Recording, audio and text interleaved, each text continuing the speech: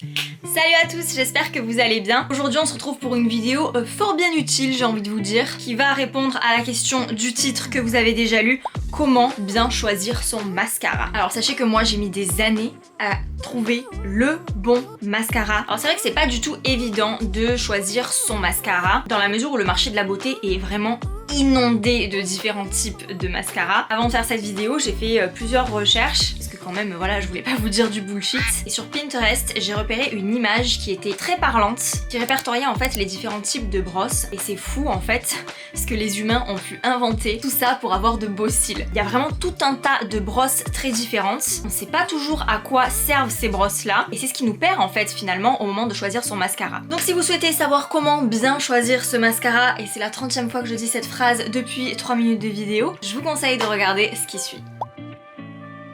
Alors déjà un truc hyper logique auquel on pense pas forcément, mais les cils c'est comme les cheveux. C'est-à-dire que quand on va choisir un mascara, il faut qu'on prenne en compte sa nature de cils, tout comme on le ferait avec un shampoing pour nos cheveux. Si on a les cheveux frisés et qu'on veut avoir de beaux cheveux frisés, de belles boucles, on va utiliser un produit spécial cheveux frisés. Si au contraire on veut des cheveux hyper lisses, hyper baguettes, à ce moment-là on va utiliser des cosmétiques qui vont servir à lisser les cheveux. Même au niveau des outils qu'on utilise, on n'utilise pas forcément les mêmes outils pour se friser les cheveux ou pour se les raidir. Du moins on n'utilise pas la même technique. C'est vrai qu'aujourd'hui ça se fait beaucoup de se boucler les cheveux avec un fer à lisser, mais la technique du coup n'est pas la même, le geste n'est pas le même. Bon pour le mascara c'est un petit peu pareil en fait. On va choisir son mascara et surtout la brosse, donc l'outil, en fonction de sa nature de cils et en fonction du résultat qu'on souhaite obtenir. Donc ça c'est vraiment la base. Alors je dis peut-être là des lieux communs, mais c'est vrai que c'est pas forcément quelque chose à laquelle on pense, et pourtant ça fait vraiment toute la différence au moment du choix. Aujourd'hui les standards de beauté font que on cherche trois choses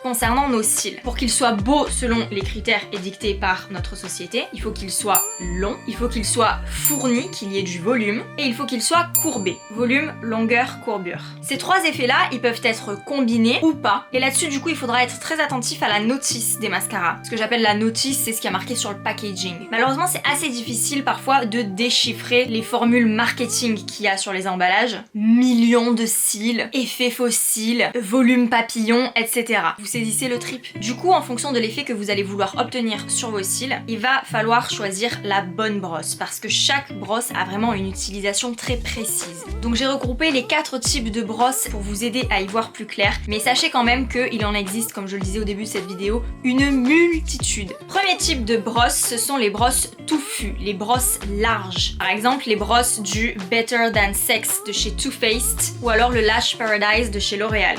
Typiquement, ça ce sont des mascaras qui ont une brosse touffue avec des poils synthétiques mais pas en plastique comme ceci.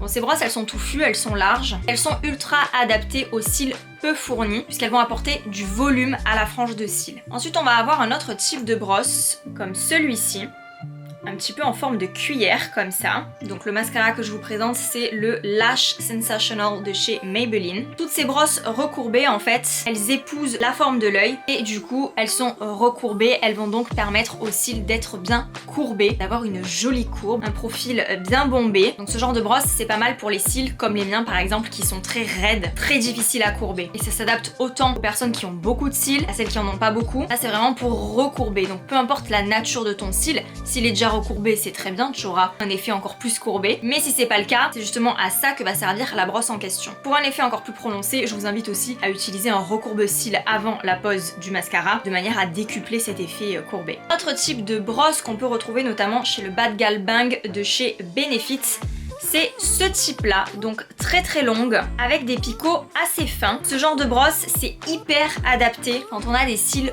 courts et qu'on galère à vraiment aller chercher les cils dès leurs racines. Avec ce genre de brosse c'est super parce que les petits picots vont venir embrasser dès la racine les cils, ce qui fait qu'aucun cil ne va être oublié, et donc ça va à la fois avoir un effet volume mais aussi avoir un effet longueur. Pourquoi? Parce qu'en fait les petits picots vont vraiment accompagner le cil de la racine jusqu'à la pointe, ce qui fait qu'ils vont être vraiment gainés de produits tout le long du cil, et c'est comme ça qu'on a un effet volume plus longueur. Variantes de ce type de brosse, ce sont les brosses coniques. Alors moi j'ai pas de modèle à vous présenter parce que je n'en ai pas chez moi, mais ce genre de brosse c'est un petit peu le mélange entre la brosse touffue et la brosse fine. Ça permet en fait de jouer un petit peu sur les deux tableaux, puisqu'en fait on va avoir une partie très fine qui va permettre de récupérer les cils, notamment dans les coins internes et externes de l'œil, mais l'autre bout un petit peu plus touffu de la brosse va permettre lui de jouer son rôle volume maximum. Donc si vous hésitez entre une brosse très touffue et au contraire une brosse très fine, pourquoi ne pas justement choisir la synthèse des deux et prendre une brosse conique. Les brosses coniques qui sont aussi super pour les cils inférieurs, qui sont généralement un petit peu plus petits que la frange supérieure de cils. Enfin, dernier genre de brosse qu'on peut retrouver, ce sont les brosses avec les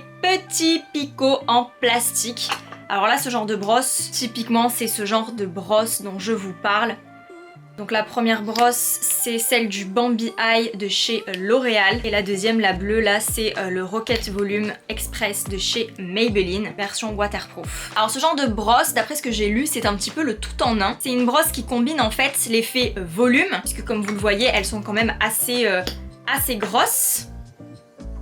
Comparé à la brosse fine du Bad Gal Bang qui est en bas, bon bah la brosse que je vous montre en haut elle est quand même assez grosse. Donc le fait qu'il y ait des petits picots en plastique, on l'a vu, ça permet d'étoffer les cils et d'avoir un petit peu plus de longueur. Et le fait que la brosse soit grosse, ça permet d'avoir un volume maximum. Donc ce genre de brosse il est vraiment pas mal quand on sait vraiment pas vers quoi se tourner. Après c'est vrai que les petits picots en plastique c'est pas non plus forcément très confortable. Moi je me souviens qu'au tout début quand cette nouveauté est sortie, je détestais ça et en fait au fil du temps j'ai commencé à préférer et maintenant je ne vois plus que par les petits picots en plastique. Bon après ça c'est une question de choix, c'est une question de goût, de confort. On est tous différents, on n'aime pas les mêmes choses et j'ai envie de dire tant mieux. Mais du coup après c'est à vous de voir. Donc pour résumer, plus la brosse va être grosse, plus on va avoir un effet volume. Avec certaines brosses, on va pouvoir bénéficier de l'effet courbe, surtout si celle-ci est déjà courbée en forme de cuillère. Et par contre généralement plus la brosse est fine, plus on va avoir un effet volume et longueur. Surtout longueur d'ailleurs. Alors après attention, tout ce que je vous dis là, ce n'est pas non plus à prendre au pied de la lettre. Les marques cherchent à faire le maximum pour que leur mascara réponde aux 3 effets désirés, volume, longueur, courbe. Donc on a vu que la nature de nos cils ainsi que la forme de la brosse comptait énormément dans le rendu final. Mais ce qui compte aussi, je vais reprendre ma métaphore avec les cheveux, on peut avoir le meilleur boucleur du monde,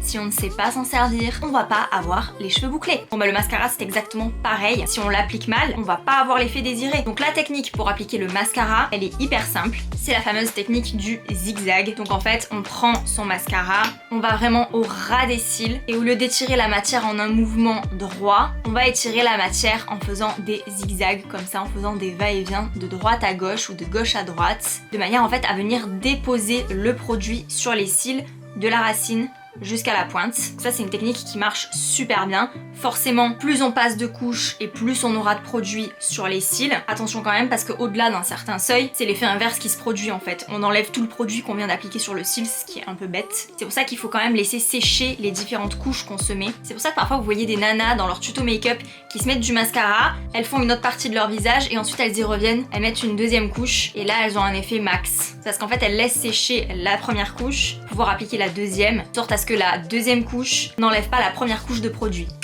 Après il y a aussi l'orientation des cils. Ce mouvement de zigzag on peut le faire de façon verticale mais on peut aussi le faire de l'intérieur vers l'extérieur. C'est-à-dire que le mouvement ça va être un zigzag qui va partir de l'intérieur et qui va être étiré vers le coin externe. Ça permet en fait d'avoir un regard un petit peu œil de biche. C'est très sympa, c'est très à la mode en ce moment. Et moi j'avoue que mon mascara, je l'applique comme ça depuis des années. Parce qu'en fait quand je l'applique en zigzag mais de façon verticale, après mes cils, le produit sèche d'une façon en fait à ce que ça me gêne en fait. Genre mes cils ils partent n'importe comment et ça me gêne en fait. Ça fait comme si j'avais un bout de carton coincé dans mes cils, ça me fait trop mal.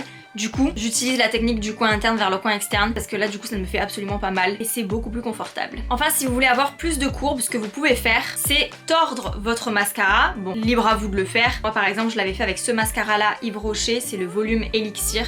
Voilà, en fait, la brosse à la base elle est droite.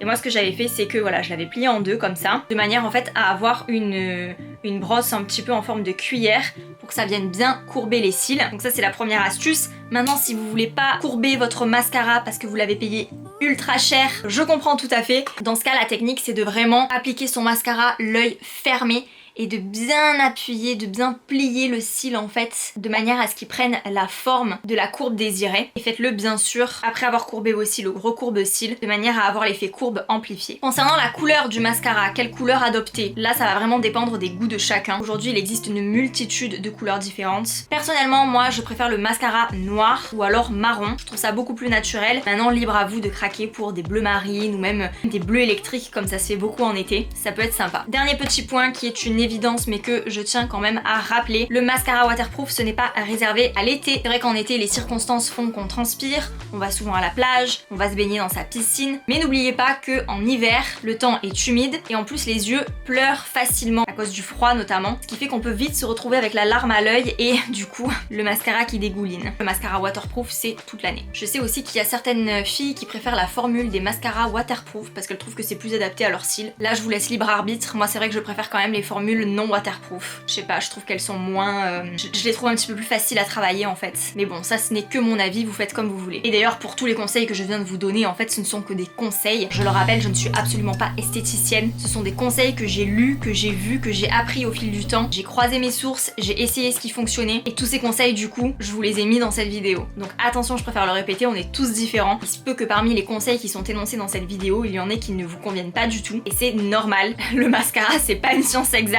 Et puis voilà, ça reste des conseils, il n'y a pas de règles. La mode, la beauté, c'est vraiment quelque chose de subjectif. Donc en fait la vérité c'est que vous faites comme vous le souhaitez. Voilà, c'est tout pour cette vidéo, j'espère que celle-ci vous aura plu. Si c'est le cas, n'hésitez pas à me le faire savoir en commentaire, mettez-moi des petits cœurs, mettez-moi des petits pouces en l'air. Abonnez-vous à ma chaîne si ce n'est pas déjà fait. Merci de m'avoir suivi, je vous fais plein de gros bisous, prenez soin de vous et à bientôt. Ciao.